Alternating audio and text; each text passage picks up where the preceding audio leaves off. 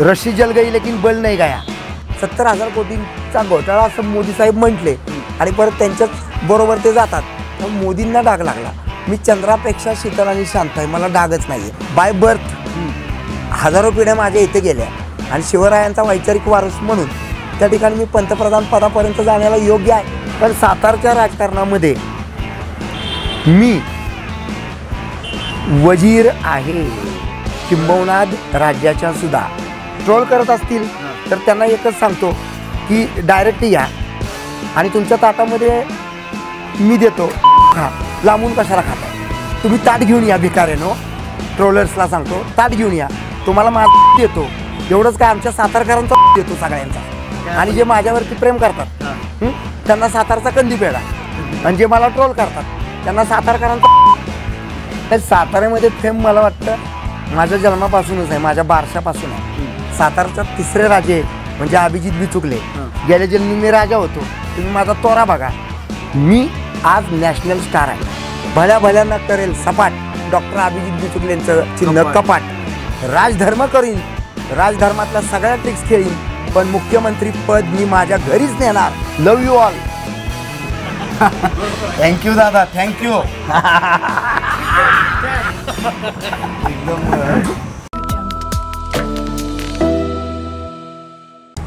नमस्कार, मी चेतन सावंत. स्पेशल गोष्टच्या आजच्या खास एपिसोडमध्ये आपणा सर्वांचं मनपूर्वक स्वागत. मागच्या 2 महिन्यांपासून आपण लोकसभा निवडणुकांचं कव्हरेज करतोय. पश्चिम महाराष्ट्रातील अनेक लोकसभा मतदारसंघ आपण कव्हर केलेत. आज आपण फिरत साताऱ्यात आलो आहे आणि आज आपल्यासोबत संवाद साधण्यासाठी मला नाही वाटत त्यांची ओळख करून द्यायची गरज महाराष्ट्राला आहे. संपूर्ण महाराष्ट्र त्यांना ओळखतो, तरी पण मी एक औपचारिकता म्हणून त्यांची ओळख करून देतो. डॉक्टर अभिजित बिचुकले दोन्ही बिग बॉसमध्ये होते. बिग बॉस फेम म्हणून त्यांना म्हटलं जातं, कविमानाचे नेते म्हणून त्यांना म्हटलं जातं. मागच्या 20 वर्षांपासून ते सातारा लोकसभेची निवडणूक लढवत आहेत, तर राज्यातल्या देखील महत्त्वाच्या त्या निवडणुका लढवत आहेत आणि सोशल मीडियात तर अक्षरशः त्यांनी धुमाकूळ घातलेला आहे. तर हे नेमकं सगळं कसं आणि त्यांचा राजकीय सगळं जीवन प्रवास आणि भविष्यातील विजन आणि आत्ताच्या ह्या सगळ्या गोष्टींचा आपण आढावा घेणार आहोत. त्यांना रोग तिकडून जायला सांग. की कसं चालू आहे आता? राजकीय धामधूम सुरू आहे, लोकसभेचा आखाडा तापला, एकदम प्रचार शेवटच्या टप्प्यात आहे आणि तुम्ही देखील साताऱ्यातून उमेदवारी अर्ज भरलाय, काय सांगाल? शेवटचे या ठिकाणी 2च दिवस आहेत आणि येण्याप्रमाणे सर्वप्रथम सांगू इच्छितो, आपली जी जनता आहे, जे मतदार आहेत, ते दारू, मटणं, पार्ट्या आणि पैसा या ताकदीच्या जोरावरती नको त्या माणसांना त्या ठिकाणी विजय करतात. आता तरी सातारकरांना जाग आलेली असेल आणि उदयनराजे भोसले असतील, शशिकांत शिंदे असतील, हे दोघंही यांच्याबद्दलची खासियत सांगतो. उदयनराजे हे नेहमी त्या ठिकाणी पक्ष बदलत राहिले आणि शशिकांत शिंदे हे अगदी आयत्या वेळेला शरद पवारांनी उमेदवार म्हणून आणले. मी लोकशाहीमध्ये असताना संविधानाची कास धरून संपूर्ण गोष्टी मी या ठिकाणी करत असतो आणि म्हणूनच मला स्वतंत्र व्यक्तिमत्व घडवायचं होतं. स्वतंत्र आचारविचारसरणी माझी आहे.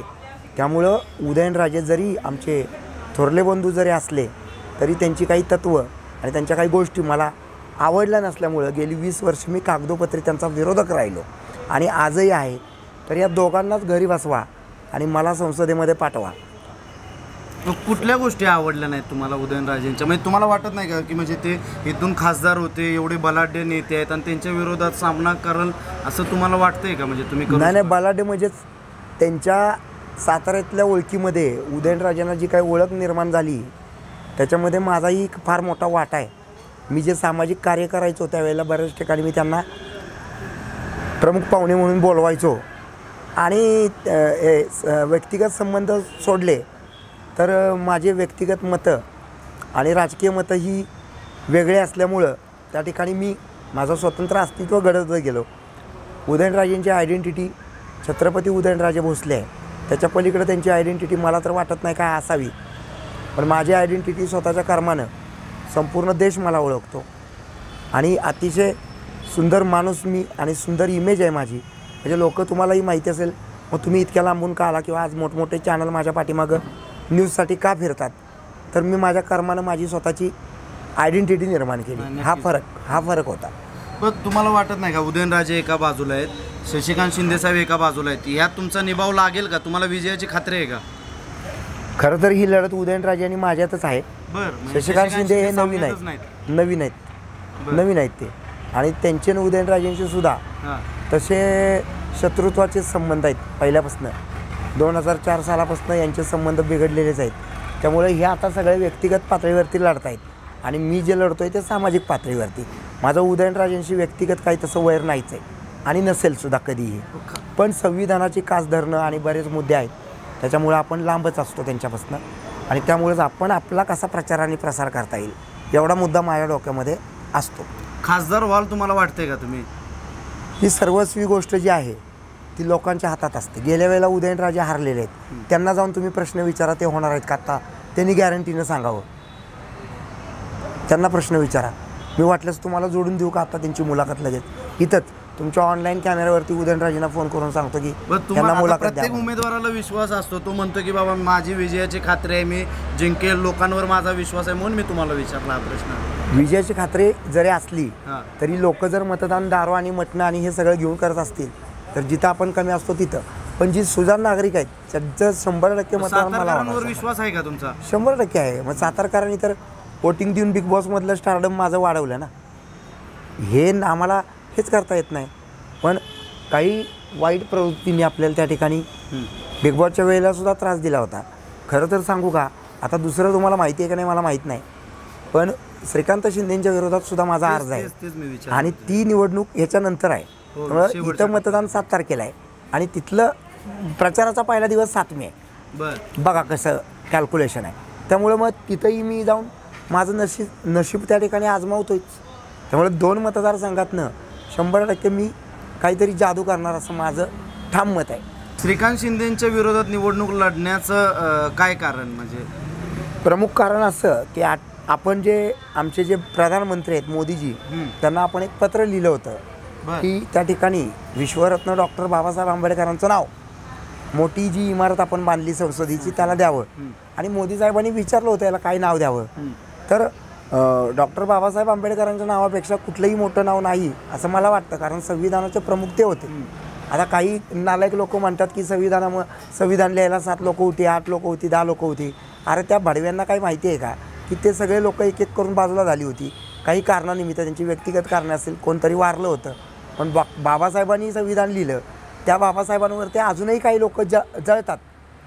श्रीकांत शिंदेच्या विरोधात निवडणूक लढवण्याचा तोच मुद्दा सांगतोय की डॉक्टर बाबासाहेबांचं नाव द्या असं मोदींना पत्र लिहिलं. मोदी साहेबांनी आपल्याला एका ओळीचंही पत्र दिलं नाही. करतो नाही, फीडबॅक आला नाही. बाकीच्या सगळ्या गोष्टींसाठी फीडबॅक येतो सरकारचा. म्हणजे यांना बाबासाहेब आंबेडकर आवडत नाहीत, संविधानाचं हे फक्त नाव घेतात. आणि मोदी साहेबांनीच यांना एकनाथ शिंदेंना मुख्यमंत्री केलं आहे, म्हणून मग आता मुख्यमंत्री तुम्हाला केलं आहे तर माझं जबाबदारी आहे. आणि एक तुम्ही म्हणता ना की धाडस काहीतरी केलं पाहिजे, तर मीच तो. मग तुमच्यावर असं काही लोक आरोप करतात की ते फेम घेण्यासाठी मोठ्या नेत्यांच्या विरोधात निवडणुका लढवतात म्हणून.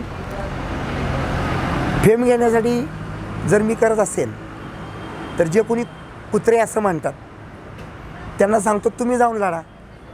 तुमच्यात दम असेल ना तर तुम्ही जाऊन लढा. तुमच्या घरी तुमची त्या ठिकाणी घरातली मंडळी तुम्हाला किंमत देत नाही. जाऊन बघा तुमच्या घरातले दुपारी कुणाकडे गेलेले असतील. आलं का लक्षात? त्यामुळं भुंकणाऱ्यांकडे आपण बघत नाही, आपण हत्तीची चाल चालतो. हाती चले बाजार, कुत्ते भोगे हजार. असल्या कुत्र्यांकडं वेळ नाही मला. मागचे 2 दिवस झालं सगळा मीडिया कल्याणमध्ये तुम्ही ज्या वेळेला अर्ज भरला, राज्यातला मीडिया तिथं तुमच्या मागे आला. काय मुख्यमंत्री साहेबांचे काय ऑफर वगैरे काय आले का की बाबा? मी कधी कुणाची ऑफर घेतली दाखवा. एक लक्षात ठेवा, राजकारण हे राजकारणाच्या पद्धतीनं जात असतं. राजकारणातले हेवेदावे असतील, राजकारणातल्या विसंगतपणा असतील, ह्या गोष्टी राजकारणामध्ये राजधर्मामध्ये कशा आणि कुठं वापरायच्या हे महाराष्ट्रातल्या सगळ्या नेत्यांपेक्षा मला जास्त कळतं. बरोबर. म्हणून मी अभिजित बिचुकला आहे, म्हणून मी ब्रँड आहे, म्हणून मी 288 आमदारांपेक्षा फेमस आहे, म्हणून मी राज्यभर नव्हे देशभर फेमस आहे, म्हणून बिग बॉस हिंदीसुद्धा मी चालवला. बरोबर. हां, आणि मी सत्य बोलतो. मी तुमच्या मनातलं बोलतो. इथं सगळ्यांना बोलता येत नाही तेवढं मी करतो. तर तुमचा आवाज म्हणून मी पुढे जात असेल तर मला संसदेत पाठवणं हे जनतेचं प्रथम कर्तव्य आहे. अभिजित बिचुकले हा ब्रँड झाला नेमका कसा काय? नाही, तसं म्हणायला गेलं तर मी जन्मापासूनच ब्रँड होतो. माझं बारसं इतकं मोठं झालं होतं काय किस्सा की नाही, आमचं घरानंच त्या पद्धतीचं होतं. साताऱ्यामध्ये होतं म्हणण्यापेक्षा आहे. बरं, आता जे राज्याचं राजकारण चाललंय त्याबद्दल काय सांगाल तुम्ही? आता शिंदे साहेब गेले आमदार घेऊन, अजितदादा गेले. तोच मुद्दा होता. हां. एकनाथ शिंदेनी जनतेला भूलथापा द्यायचं ठरवलंय. ते काय म्हटले होते, उद्धव ठाकरेंना सोडताना त्यांचं वक्तव्य होतं की अजित पवारांच्या मांडीला मांडी मी लावून बसणार नाही. आणि आता अजित पवारांना मांडीला मांडी नाही, मांडी घेऊन बसलेत ना. ह्या गोष्टी समाजाला जर तुम्ही फसवत असाल तर नेक्स्ट जनरेशनचा नेता म्हणून माझं नाव आता उदयाला आलेलं आहे म्हटलं. आणि सौभाग्यवती अलंकृताजी बिचुकले ह्या सांगली जिल्ह्यातल्या त्या ठिकाणी देवराष्ट्र गावच्या म्हणजे यशवंतराव साहेबांचं जन्मगाव, ते माझ्या मिसेसचं त्या ठिकाणी जन्मगाव. तर त्यांचं नाव मी मुख्यमंत्री पदाला फोडलं. आणि हा कॉन्फिडन्स फक्त माझ्याकडेच आहे. कुठल्या नेत्याने इथं 20-20, 40-40, 60-60 वर्ष राजकारण केलं पण महिलेबद्दल काहीच बोललं नव्हतं. ह्या गोष्टी लक्षात घ्या. त्यामुळं महिला वर्गानं, माझ्या फॅन्सनं साताऱ्यामध्ये भरभरून मला मतदान केलं पाहिजे. फॅन्स काय म्हणतात या निवडणुकीच्या काळामध्ये? तुम्हाला भेटत असतील बरेच लोक. फॅन्सची संख्या इतकी आहे की आता मी फॅन्सला भेटू का नागरिकांना भेटू हा प्रश्न माझ्या मनात नेहमी राहिला. कारण 12 दिवसांचा जो कालावधी देतात ना तो कुणालाच पुरत नाही. आणि पक्ष संघटन आमच्याबरोबर नसल्यामुळं अपक्षांना ते अवघड जातं. अलग लक्षामध्ये पण तरी पण बाकीच्या आम्ही अपक्षांना बघतोय खूप लोक तुम्हाला येऊन नाही, भेटतात इथं. मला भेटतात. हेच मी कमवलेलं आहे. पण इतर अपक्षांची किती वाईट अवस्था असते बघा. त्यांना मीडियासुद्धा वरती एक ओळसुद्धा बोलून देत नाही. पक्ष लेवलला चालतं. आणि ह्याच्यामध्ये मीडियाचा मी संपूर्ण आभारी आहे, विविध चॅनलचा, की ते माझ्या मतांना लोकांपुढं आणतात. त्यामुळं सर्व मीडिया पर्सनचा मी आभार आहे. आणि असेच साथ मला द्या तरच लोकशाहीचा चौथा स्तंभ म्हणजे तुम्ही आणि लोकशाही चालवण्यासाठी योग्य असा मी, आपण दोघंही चालत राहू. मोदी साहेबांना महाराष्ट्र स्वीकारेल का ह्या वेळेला? नाही, त्या ठिकाणी मी एक वाक्य बोललो आहे की मोदींनाच पूर्ण बहुमत मिळणार नाही, बर, पण इट्स ओके की काही गोष्टी ते चांगल्या करतात. 400 पारचा जो नाही होत नाही होत ते जैसे ते राहतील कदाचित. हां. गेल्या वेळेला होतं तिथपर्यंत, किंबहुना त्याच्यापेक्षा कमी असतील. हां. पण मोदी पंतप्रधान व्हावेत ते क्लीन अँड क्लिअर त्यांना विश केलं आहे मी. बरं. आणि त्यांच्या नंतर जर कुणी असेल तर मोदींनी जाता जाता ते पदभार आणि त्यांची विजन जी काय आता चालू आहे चांगल्या गोष्टींची, वाईट नाही. मणिपूरमध्ये ते कमी पडलेत. डॉक्टर बाबासाहेबांचं संसदेला नाव देण्यामध्ये ते कमी पडलेत. नालासोहाला शेवडीचं नाव द्यायला राजमातांचं ते कमी पडलेत. अशा काही गोष्टी त्यांच्या चुकीच्या आहेत. अजित पवारांना घेऊन स्वतःच्या प्रतिमेला त्यांनी स्वतः मलिन केलं. तो राग आहे मला. 70,000 कोटींचा घोटाळा असं मोदी साहेब म्हटले आणि परत त्यांच्याच बरोबर ते जातात. तर मोदींना डाग लागला. मी चंद्रापेक्षा शीतल आणि शांत आहे, मला डागच नाही आहे. मग मोदी साहेब तुम्ही मला घ्या ना. आता विधान परिषद विधानसभा पुढं आहेच. अलग लक्षामध्ये कशासाठी घ्या म्हणजे राज्यात या समाजाला नवीन दशा आणि दिशा द्यायची आहे. कारण इकडचे सगळे सत्ताधीश भ्रष्टाचारी होत चाललेत. चिक्की घोटाळ्यामध्ये कोणतरी होतच. सिंचन घोटाळ्यातले आता भ्रष्टाचारी तुम्ही जोडीला घेतले. हां, तुम्ही बोलता म्हटलं की मोदी साहेबांनी जाता तर मला संधी द्यावी किंवा अशा पद्धती, काय संधी तुम्हाला? त्यांची विरासत जर कुणी सांभाळायची असेल म्हणजे आणि जे आता त्यांनी जो विकास कार्याचा जो काही धमाका केला आहे आणि निगेटिव्ह थिंगचा सुद्धा धमाका केला आहे, तर पॉझिटिव्ह थिंग जे आहेत ते मला देऊन जावं त्यांनी. महाराष्ट्रातला जो पंतप्रधान झाला नाही ना त्यासाठी महाराष्ट्रातल्या जनतेनं यशवंतराव चव्हाण साहेब हे सांगली जिल्ह्यातले हे उपपंतप्रधान झाले आणि त्याच्यानंतर आपला माणूस कुणी दिल्लीत मोठा झाला, मराठी माणूस पंतप्रधान, मराठी माणूस. तर ओव्हरऑल बाय बर्थ हजारो पिढ्या माझ्या इथे गेल्या आणि शिवरायांचा वैचारिक वारस म्हणून त्या ठिकाणी मी पंतप्रधान पदापर्यंत जाण्याला योग्य आहे. कारण हे पात्रतेचे नाहीत म्हणून बोलत नाहीत. वरती दिल्ली दरबारी हे मुजरा मारतात, मुजरा करतात आणि तो मुजरा मी कुठंच करत नाही. मी छत्रपती उदयनराजेंना मुजरा केला नाही की दिल्लीतल्या नेत्यांना कुठं ठेवणार मी. पण महत्त्वाचा मुद्दा आहे की महाराष्ट्रातला पंतप्रधान होण्यासाठी मीच ती उद्घोषणा केलेली आहे. आता याच्यावरती जर कोणी काय बोलत असेल की मी होणारच नाही, होणार नाही म्हणणारे आहेत, त्यांना एकच सल्ला देईन की तुम्हाला पहिल्यांदा खासदार होता येतं का बघा पहिल्यांदा, बरं का. आणि मग माझ्या पंतप्रधान पदाबद्दल बोला. मी मनगटानं सुपरस्टार आहे. तुम्हाला साताऱ्याच्या पलीकडं किंवा इकडं तिकडं त्याच्या पलीकडे तुमची आयडेंटिटी नाही. हां, मेरा नाम ही मेरी पहचान आहे. बरोबर. तुम्हाला पंतप्रधान का करावं, एका वाक्यात काय सांगाल तुम्ही? का करावं म्हणजे पंतप्रधान तू होतास का कधी तिकडं? जर पंतप्रधान तू असशील तर तू मला प्रश्न विचारू शकतोस की मला का करावं. हां, मला मोदी विचारू शकतात, तुम्ही नाही विचारू शकत. कारण अभिजित बिचुकले ज्या उंचीवर आहे तिथं 288 आमदारसुद्धा नाही आहेत आणि 288ला आमदारांनासुद्धा मी उत्तरदायित्व नाही, मी जनतेशी उत्तरदायित्व आहे माझं. बाकी तुमचं विजन काय आहे, महाराष्ट्राला घेऊन विजन काय आहे तुमच्या भविष्यात? जर तुम्हाला एक लक्षात ठेवा, महाराष्ट्राचं सगळं पाणी हे खाली कर्नाटकला पळवलं, खाली विदर्भात पळवलं तरी महाराष्ट्रातली जनता झोपलेली आहे, हे लक्षात ठेवा. काय म्हणजे सगळा विकास आमच्या पश्चिम महाराष्ट्रावरती, सातारा, सांगली, कोल्हापूर, पुणे आणि मुंबईच्या जीवावरती भारत चालतो. त्या गोष्टींबद्दल बोलण्याची ही योग्य वेळ नाही आहे. योग्य वेळ आहे, मला मतं मिळालीच पाहिजेत. साताऱ्यामध्ये भल्या करेल सपाट डॉक्टर अभिजित बिचुकलेंचं चिन्ह कपाट, आणि ते कपाट चिन्ह जे आहे ते 7 नंबरला नाव असं राहील डॉक्टर अभिजित वामनराव आवाडे बिचुकले आणि चिन्ह कपाट 7 नंबर. साताऱ्यामध्ये माझा विजय त्या ठिकाणी करण्यासाठी लोकांनी माझ्याबरोबर हिररीनं भाग घ्यावा मतदानामध्ये.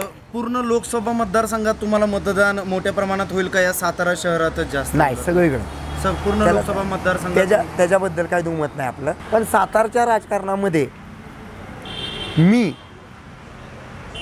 वजीर आहे, किंबहुना राज्याच्या सुद्धा वजीर आहे. बुद्धिबळ ज्यांना कळतं त्यांना कळलं असेल अभिजित बिचुकले सातारा जिल्ह्यासाठी आणि कल्याणसाठी कोण आहे.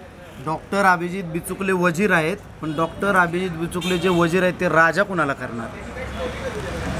अजून प्रचार चालू आहे, प्रचाराची मुदत अजून संपलेली नाही आहे. त्यामुळं राजकारण हे राजकारणाच्या प्रवाह पद्धतीनं चालत असतं. राजधर्म मला जितका कळतो तितका इथल्या कुठल्याही नेत्याला कळत नाही. राजधर्म म्हणजे काय असतं, कुठल्या वेळेला काय करावं, कुठल्या वेळेला काय करू नये, हे राजकारणाचे काही सिद्धांत आहेत. हे आता चाललं आहे ते तात्विक राजकारण नाही. तर आज आपण सातारामध्ये बघतोय की कोणाच तरी मोठ्या नेत्यांच्या सभा आहेत, ते त्यांच्या पद्धतीने करतील. सभा आहे आज साताऱ्यामध्ये. हां, मग त्या पद्धतीनं त्यांचं करतील. मी माझा प्रचार करतोय.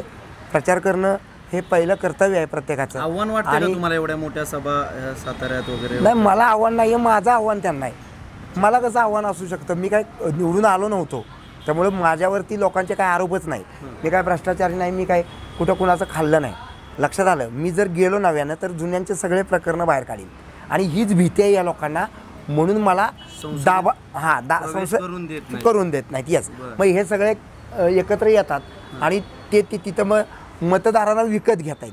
आता ह्या गोष्टीवरती आपण सारखं बोलायचं तर मतदारांनी सुधारलं पाहिजे, बस. याच्या पलीकडे मी काय तुम्हाला आता जास्त बोलू इच्छित नाही. तुम्हाला बिग बॉस नंतर सगळ्या महाराष्ट्रात नाही तर देशात ओळखायला लागले, मराठी हिंदी बिग बॉस. तो काय प्रवास होता नेमका बिग बॉसचा?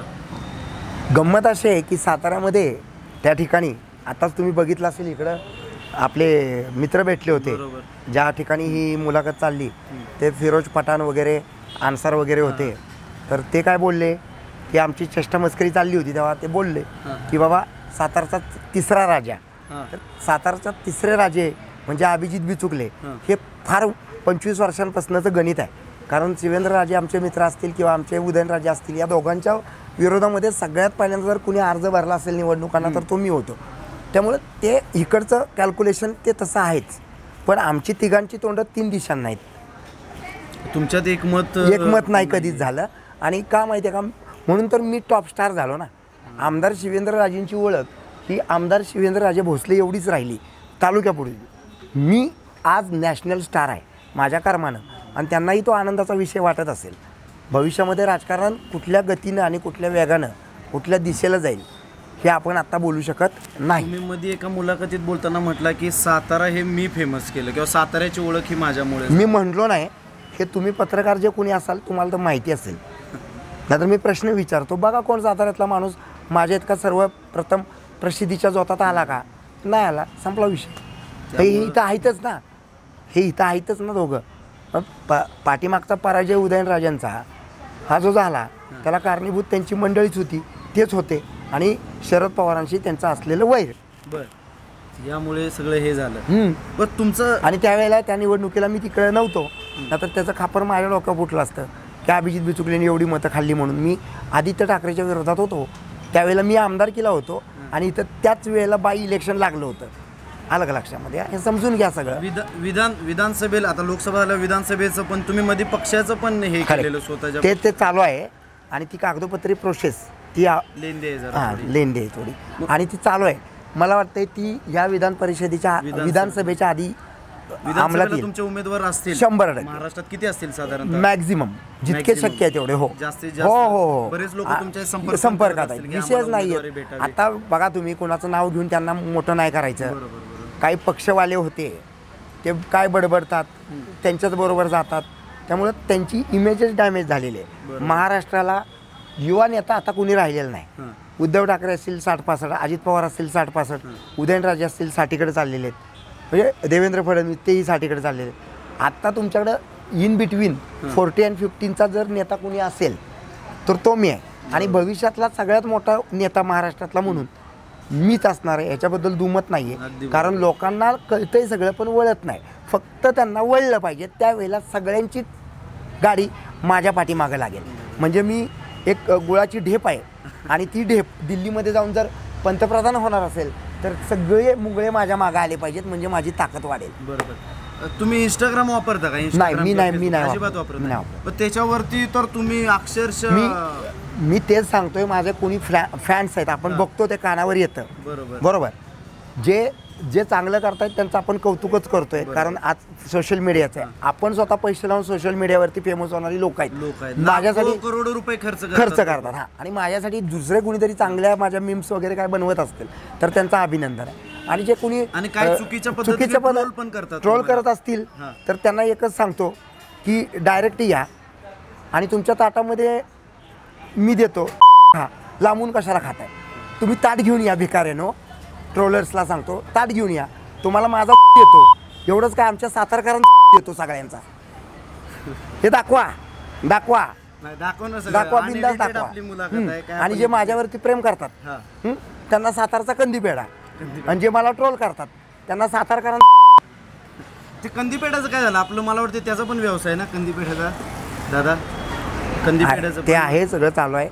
आता आपण राजकारणाबद्दल बोलायचं ठरलं होतं शेवटाकडे, त्यामुळे आज तुम्ही आमच्याबद्दल जे 2 मिनिटं आमची मागितली आणि आम्ही तुम्हाला त्या संपूर्ण. काय तुमचं नाव आहे?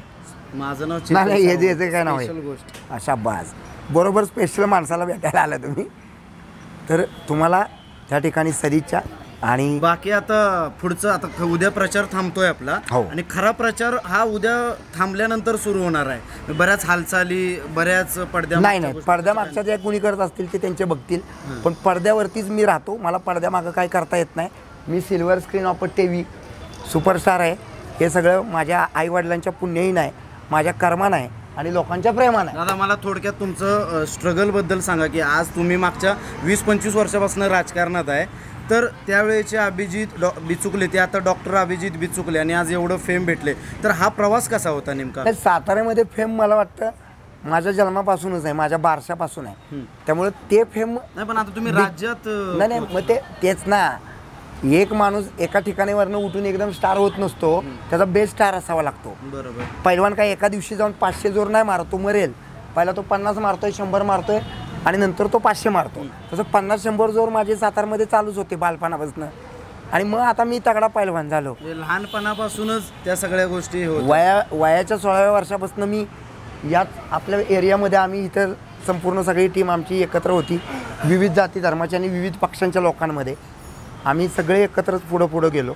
आणि साताऱ्यातल्या इंग्लिश स्कूल शाळेचा सगळ्यात मोठा ब्रँड जर कोणी झाला तर डॉक्टर अभिजित बिचुकले. कारण इंग्लिश स्कूलबद्दल मला प्रेम आहे.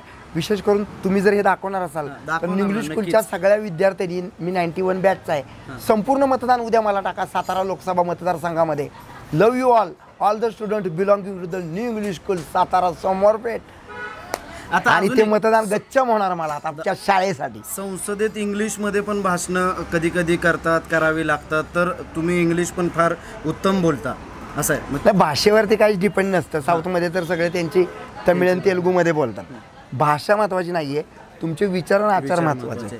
तुमचं पहिलं प्रेम कविता वगैरे ह्या गोष्टी पण होत्या, आता बंद केलंय का काय तुम्ही? म्हणजे आता हल्ली काय होतंय, तरुणांना दिशा आणि दशा द्यायची आहे मला. सगळे भरकटलेले आहेत, सगळे निराशावादी आहेत. ते सतरंजा उचलायला त्या नेत्यांच्या मागं फिरतात. बरोबर. 200 रुपयाची दारू घेऊन. हां. हे काय म्हणजे त्या आईबापाला काय वाटत असेल, कशाला जन्म दिला याला. त्याच्यापेक्षा असलेला ह्याच्यापेक्षा घरी डुक्कर पाळलं असतं तर बरं झालं असतं. 200 रुपयासाठी एखाद्या नेत्याच्या मागं पळतंय ती काठी घेऊन. बरोबर. बापाच्या मागं पळ, तुझा बाप कष्ट महाराष्ट्रातल्या करतो. तरुणांना काय संदेश द्याल तुम्ही? ठीक आहे, आता हा संदेशच झाला ना. काय काय करायला पाहिजे? कुणी कुणाकडे बघून होत नसतं. ज्याचं प्रारब्ध असतं, ज्याचं कर्म असतं ते होतं. प्रारब्ध म्हणजे पूर्वा जन्मीच्या काही गोष्टी. गेल्या जन्मी मी राजा होतो, तुम्ही माझा तोरा बघा. हां, म्हणून आताचे जे सो कॉल्ड राजे आहेत, उदयनराजे भोसले, त्यांना फक्त मीच लढू शकलो. रशी जल गई लेकिन बल नाही गया. ते फेडा यावं लागतं. एखादा माणूस येतो भीक मागताना दिसतो, देखणं असतो ते काय म्हणतात त्याला, ते वाढतात ना, ते काय ते ते मालगाडी वाढतात. हां, ती मालगाडी वडत असतो, हातगाडा वडत असतो, कारण त्याने गेल्या जन्मी पाप केले. तो फेडा याला इथं, हे लक्षात ठेवा. प्रारब्ध लागतं. बरं. उदयनराजे जे झाले ना, त्यांचे पुण्यकर्म चांगलं असणार गेल्या जन्मी. पण ते सर्वसामान्य होते. ते गेल्या जन्मी राजा नव्हते. त्यांना ॲटिट्यूड नाही आहे. ते भाजप पक्षात जातात. 7-6 दिवस त्यांना तिकडं बसवलं जातं. अभिजित बिचुकले कसा बोलतो सलमानला मग एका शब्दाव, आणि ते तिथंच थांबतात, द्या तिकीट. हल्ला झाला मध्यंतरी सलमान खानच्या घराच्या बाहेर. तो माझा विषय आहे का? आपला आता वैर तो संपलंय. शासनाचा विषय आहे. मध्यंतरी जे आपलं होतं ते त्याला वैर संपलंय. म्हणत नाहीत. ते आमच्या इंडस्ट्रीमध्ये सो कॉल्ड भांडणं असतात, ती झाली, चालत राहतात. ते संपवला विषय. भविष्यात कला क्षेत्रात राजकारणासोबत काय तुमच्या विजन आहेत का, की म्हणजे नक्कीच. आत्ताच प्रोजेक्ट आपण तो थांबवला. हा जो 1 महिना राजकारणात गेला, अर्ज भरणं, हे करणं ते करणं, त्याच्यामध्ये आपला चित्रपटाचा प्रोजेक्ट थांबलाय. आता सिनेमांची पण आवड आहे तुम्हाला, म्हणजे सिनेमा त्याच्यामुळे तर मी आलो इकडं. बरं, शेवटचं मला हे सांगा. मी एक 4-5 नेत्यांची नावं घेतो, त्यांचं फक्त एक रॅपिडमध्ये तुम्ही सांगा त्यांच्याबद्दल तुम्हाला काय वाटतंय. पंतप्रधान नरेंद्र मोदी. डागळलेली माणसं घेऊ नका अजित पवारांसारखी. बरोबर. असं तुम्हीच मांडला होता की ती भ्रष्टाचार आहेत. तुमचे देवेंद्रजी म्हणत होते चक्की पिसिंग, अजित पवार चक्की पिसिंग. मग ते मध्यंतरी मी बोललो, देवेंद्रजी अजित पवारांना तुम्ही का केलं पाठीची किसिंग. देवेंद्र फडणवीस. धूर्त. राज ठाकरे.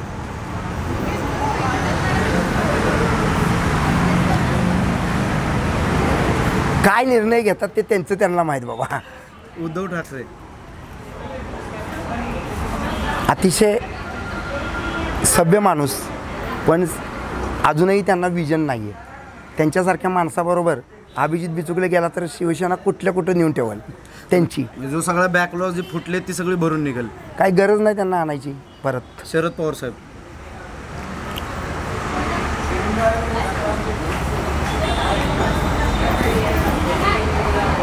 काय केलं त्यांनी राजकारणात मला अजून कळलंच नाही.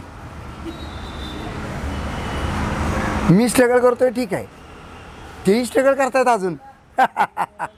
सलमान खान.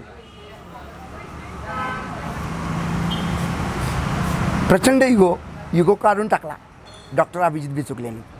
डॉक्टर अभिजित बिचुकले.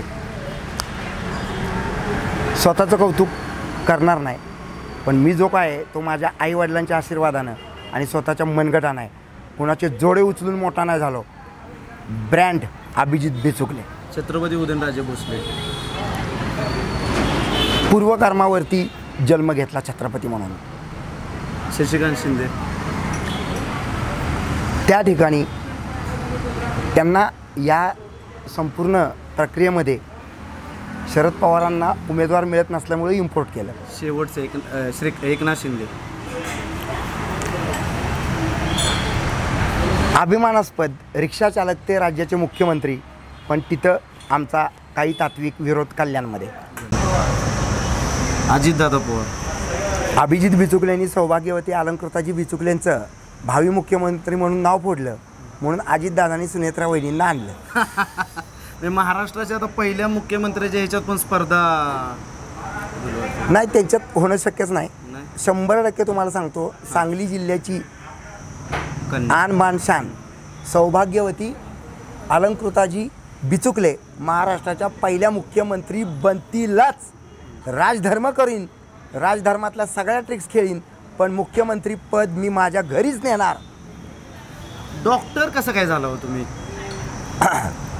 कला क्षेत्रातली डॉक्टरेट आहे ती, होय का? दिल्लीच्या एका युनिव्हर्सिटीने आपल्याला दिली. त्यात तुम्ही जे प्रावीण्य मिळवलं त्यामुळे आता जे स्टारडम मिळालं ते लोक कुणाच्या मागे जातात? पण तुम्ही काय भल्या-भल्यांच्या- तुम्ही असे माणसांच्या मागे जाऊन नाही मुलाखत घेणार, तुम्ही माझ्याकडे घेणार. भल्या नशिबात हे स्टारडम नाही. आज भेटल्यावरती तुम्हाला मागे वळून बघताना म्हणजे वाटतं का आज एवढा आपण स्टार झालोय? नाही नाही, झालो बिलो नाहीये. माझा जन्म स्टारडमसाठी झाला होता. मी सांगितलं ना, गेल्या जन्मी मी राजा होतो. माझा पुण्यकर्म आहे म्हणून मी असा जगतो. हे तुम्हाला माहिती नाही आहे. काही लोक जन्मजातच अपंग जन्माला येतात. काय पाप केलेलं असतं? गेल्या जन्मी पाप केलं ना म्हणून तो अपंग झाला. तुमच्या ज्यावेळेला इंस्टाग्रामला आम्ही रील बघतो ना, एक हे असते की ह्यांच्यात कॉन्फिडन्स एवढा म्हणजे कसा काय असतो? कॉन्फिडन्स येतो कुठून? म्हणजे नाही येत नसतो. तो आईबापाच्या रक्तात असावा लागतो. हां, हे लिहून ठेवा माझं वाक्य. तो आई ही घरंदाज लागते आणि बाप तिच्याबरोबर एकनिष्ठ लागतो. त्याच्यानंतर अभिजित बिचुकले जन्माला येतो. आज तुम्ही वेळात वेळ काढून आमच्या स्पेशल गोष्टची हितगुज साधला. अगदी मनमोकळेपणाने बोलला, वेळात वेळ काढला. तुम्ही 2 दिवस राहिलेत मतदानाला, त्याबद्दल तुमचे मनापासून आभार. आणि शेवटचं काय सांगाल तुम्ही आमच्यासाठी किंवा चॅनलसाठी? नाही, तुमच्या माध्यमातून एकच सांगेन, सर्व न्यूज स्कूलचे आमचे विद्यार्थी माझी त्यांनी मनापूर्वक आत्ता ही जर बाईट तुमच्यापर्यंत पोचली तर आपल्या शाळेचा अभिमान वाटतोय. तर डॉक्टर अभिजित वामनराव आवाडे बिचुकले, चिन्ह कपाट, 7 नंबरचं बटन दाबा, साताऱ्यामध्ये विजय करा. कल्याणचं मी बघून घेतो. तुम्ही वेळात वेळ काढला त्याबद्दल आभार आहे. थँक्यू दादा. आभार आहे. खूप